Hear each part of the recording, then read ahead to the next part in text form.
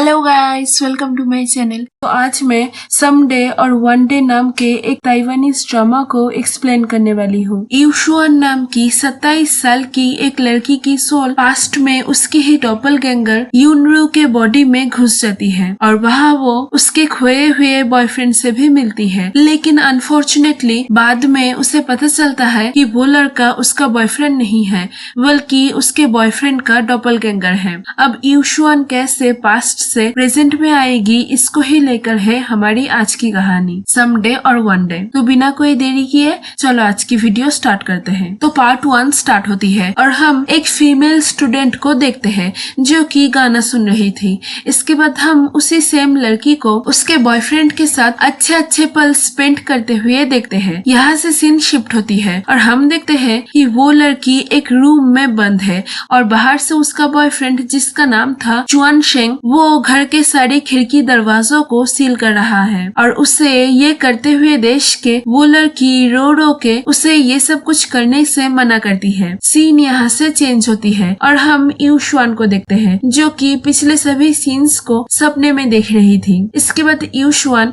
Fresh होके office जाती है। वहाँ कुछ काम करते हुए उसकी फ्रेंड कुनबू यूशुआन के लैपटॉप में गलती से उसकी और चुआन शेंग की वीडियो प्ले कर देती है, जिसको देख के यूशुआन का मूड ऑफ हो जाता है और वो गुस्से में उस वीडियो को ऑफ करके चुपचाप वहाँ से चली जाती है। उसके जाने के बाद कुनबू उसके ऑफिस के कलीग्स को यूशुआन के बारे में बताने लगती है और यहाँ हमें कुनबू की बातों से पता चलता है कि यूशुआन उसके एक्स बॉयफ्रेंड चुआन शेंग से अब भी बहुत ही प्यार करती है। हालांकि चुआन शेंग और यूशुआन 2 साल से साथ नहीं है, लेकिन फिर भी यूशुआन अब भी चुआन शेंग के आने का इंतजार कर रही है और हर रोज चुआन शेंग के इंतजार में यूशुआन वही सब जगह पर जाती है जहाँ जहाँ वो दोनों पहले जाया करते थे। तो यूशुआन के बारे में सब कुछ जान के ऑफिस के कलीग्स यूशुआन को लेकर परेशान हो जाते हैं। इसके बाद कुनबू आतुओ नाम के एक ऑफिस कलीग को लेकर यूशुआन के पास जाती है, ये देखने कि क्या वो ठीक है या नहीं। तो यूशुआन के पास जाके वो दोनों देखते हैं कि यूशुआन अब बिल्कुल ठीक है। इसके बाद उन तीनों को पता चलता है कि शियाओदाई नाम की उन लोगों की कलीग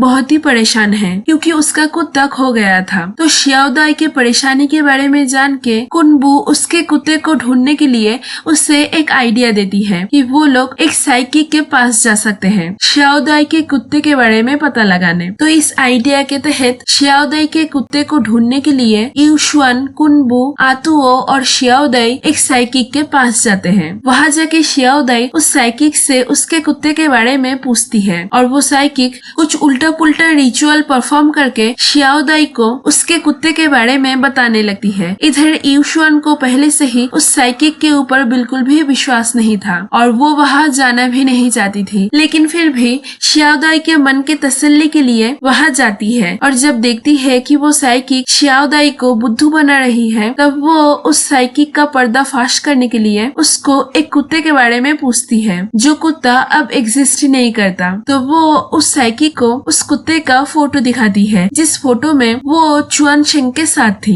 उस फोटो को देख के वो साइकिक उस कुत्ते के बारे में बताने के बजाय चुआन शेंग के बारे में बताने लगती है और यूशुआन को ये बोलती है कि वो बहुत ही जल्दी चुआन शेंग से मिलने वाली है और जहाँ यूशुआन उससे मिलेगी वहाँ के आसपास 32 लिखा हुआ होगा। ये सब कुछ सुन के यूशुआन को कुछ भी विश्वास नहीं होता और वो सबके सामने साइकिक का पोल खोल देती है ये बोल के कि वो कुत्ता अब एग्जिस्ट नहीं करता और वो साइकिक छूटी है। तो साइकिक का पोल खोलने के बाद यूशुआन सभी को वहाँ से लेकर चली जाती है और शियाओदाई के घर के आसपास ही उस कुत्ते को ढूंढने लगती है। तो बहुत ढूंढने के बाद उन लोगों को वो कुत्ता मिल जाता है। कुत्ता मिल जाने के बाद यूशुआन सभी को बाय बोल के घर जाने लगती है। तभी वो उसके सामने से 32 नंबर की एक बस को आते हुए देखती है। ये देख के उसे उस साइकिक की बात याद आती है और वो उस बात को याद करके चुआन शेंग को देखने की चाह लेकर उस 32 नंबर के बस में चढ़ जाती है। उस बस से जाते हुए रास्ते में उसे चुआन शेंग की तरह दिखने वाला एक लड़का दिखाई देता है। ये देख के वो बस से उतर जाती है और चुआन शेंग को ढूंढने लगती है, लेकिन उसे चुआन शेंग वहाँ नहीं मिलती, जिसके बाद वो मायूस होके वहाँ से घर चली जाती है। आगे हम पास्ट के एक सीन में यूशुआन को देखते हैं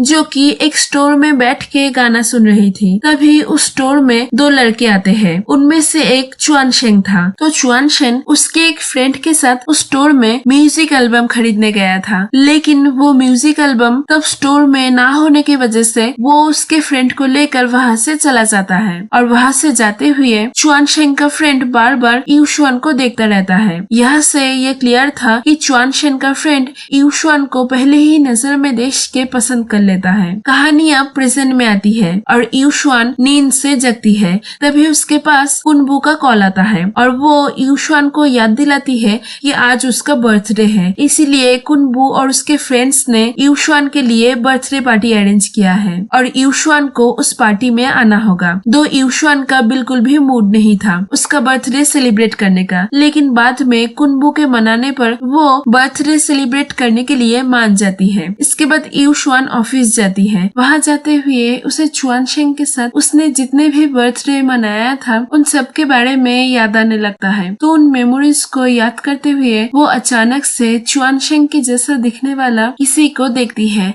ये देख के वो चुआन शेंग को ढूंढने जाती है, लेकिन उसे वो नहीं मिलती। तभी वो देखती है कि किसी ने उसके लिए उसका फेवरेट केक भिजवाया है। ये देख के वो बहुत ही सैड हो जाती है और सोचने लगती है कि किसने उसके लिए वो केक भिजवाया होगा। तभी उसके पास चुआन शेंग के माँ का कॉल आता है और वो यूशुआन को बताती है कि उन्होंने चुआन शेंग का फ्यूनरल अरेंज किया है, क्योंकि चुआन शेंग को गायब हो गए 2 साल हो चुके हैं और उन लोगों को भी अब चुआन शेंग के वापस आने का उम्मीद छोड़ देना चाहिए और यूशुआन को चुआन शेंग को भूल के उसके लाइफ में मूव ऑन करना चाहिए। ये सब कुछ सुन के यूशुआन और भी दुखी हो जाती है। तो इसका मतलब चुआन शेंग 2 साल पहले किसी वजह से गायब हो गया था और अब चुआन शेंग के सभी करीबी लोग यही मान रहे थे कि चुआन शेंग मर गया है। अब चुआन शेंग कैसे गायब हुआ था इसके बारे में हमें आगे की कहानी में पता चलेगा। आगे यूशुआन खुद के बर्थडे पार्टी में जाती है और सबके सामने खुद को खुश रखने की कोशिश करती है और अच्छे से बर्थडे सेलिब्रेट करती है। सेलिब्रेशन खत्म होने के बाद यूशुआन घर में आके चुआन शेंग को याद करके फेसबुक में पहले के पिक्चर्स को देखती रहती है।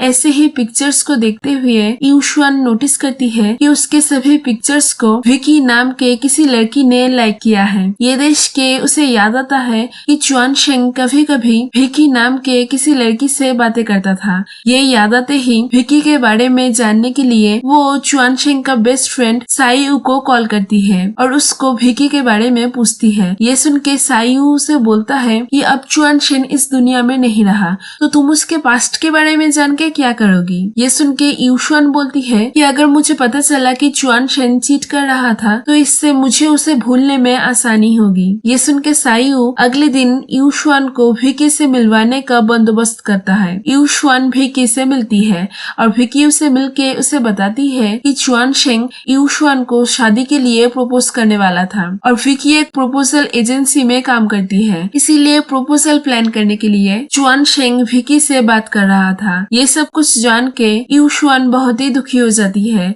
और तुरंत वहाँ से चली जाती है। वहाँ से जाते हुए वो रास्ते में रुक जाती है और विकी के बातों को याद करके गाड़ी में एंगेजमेंट रिंग को ढूंढने लगती है। तो रिंग को ढूंढते हुए उसे गाड़ी के पीछे एक रिंग मिलती है, जो देख के वो पूरी ही श्योर हो जाती है कि चुआन शेंग सच में ही उसे प्रपोज करने वाला था। तो वो जब उस रिंग को देख रही थी तभी आतुओ उसे उसका बनाया हुआ एक ऐप भेजती है, जिसमें अगर हम एक फोटो डालें तो वो ऐप इंटरनेट से ढूंढ के उस फोटो के जैसे दिखने वाले लोगों के फोटोज को शो करता है। उस ऐप के मिलने के बाद यूशुआन वहाँ चुआन शेंग का फोटो डालती है, जिसके बाद वो ऐप चुआन शेंग के तरह दिखने वाले लोगों के पिक्चर्स को शो करता है। उन पिक्चर्स में से यूशुआन एक पिक्चर को देखती है जहाँ पर चुआन शेंग यूशुआन के साथ था और वहाँ उस फोटो में एक और भी लड़का था जिसको यूशुआन पहचान नहीं पा रही थी। और यहाँ सबसे हैरान करने वाली बात ये थी कि यूशुआन उस फोटो को देख के ये भी नहीं याद कर पा रही थी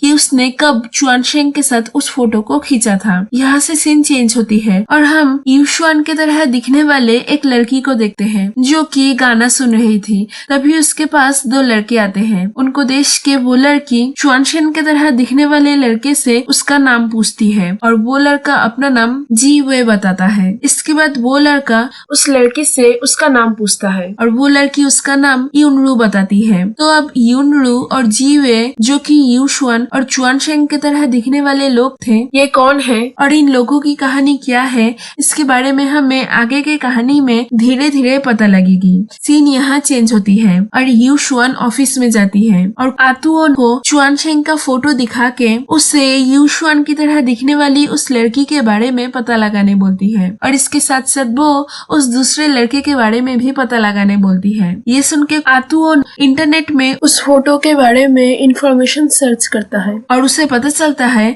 कि ये फोटो शायद 2010 के आसपास ली गई है। ये जान के वो इसके बारे में यू शुआन को बताता है। ये सुन के यू शुआन शॉक्ड होके बोलती है कि फोटो वाली लड़की वो कभी भी नहीं हो सकती क्योंकि 2010 में वो चुआंगशेन से नहीं मिली थी। और यहाँ पर ही ये पार्ट खत्म होती है। तो यही थी आज की वीडियो, मिलते हैं अगले वीडियो में। Stay tuned.